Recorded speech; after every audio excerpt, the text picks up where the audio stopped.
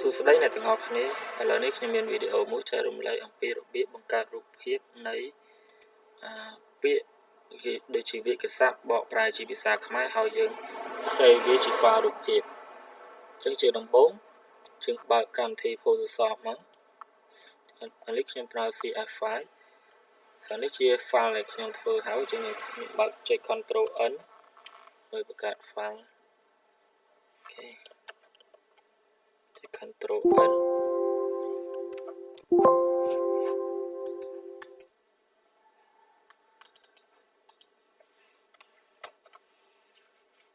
ខ្ញុំយកទំហំ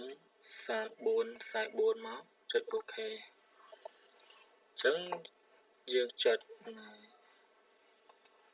Apple មកយើងដាក់ពណ៌សិន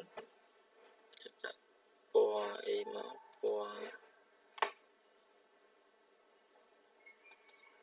នេះមកតែយើងឲ្យបន្តទៀត Apple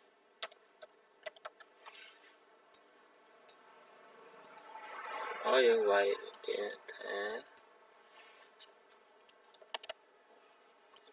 របៀបអាន Apple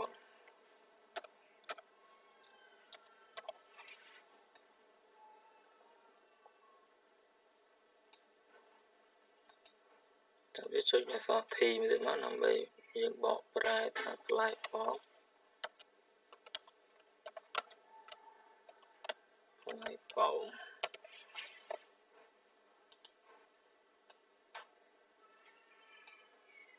ចឹងយើងមកស្ដាំលើ Apple មកយើងដាក់shadow វាចុចអូខេអានេះយើងមិនដាក់ shadow ក៏បានដែរយើងបរួមតិចមកហើយយើងចង់លាបពណ៌ឲ្យវាយើងចុចអក្សរ T ទៅដែរ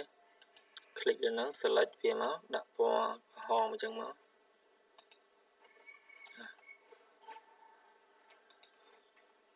ផ្លែប៉ោមនេះយើងដាក់ពណ៌បៃតងមក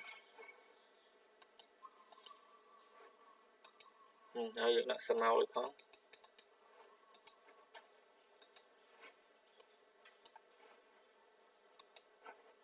យើងអាចបរួមបានចុច Ctrl T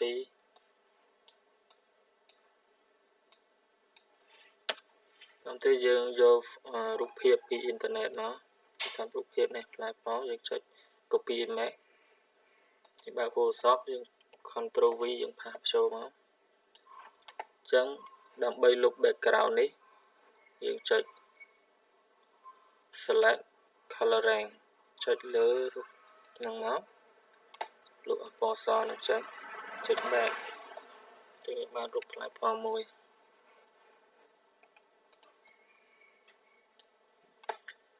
ហើយចំណែក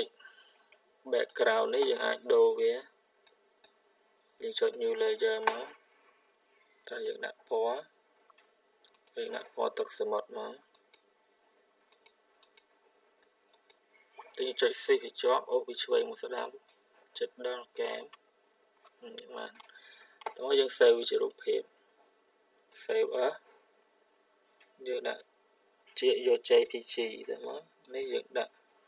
ថា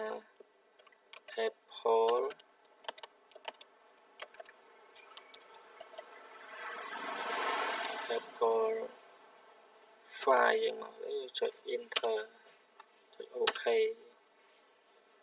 ចឹងយើងទៅមើល file មាន file រូបភាពនឹងមែនក៏អត់នេះ Apple file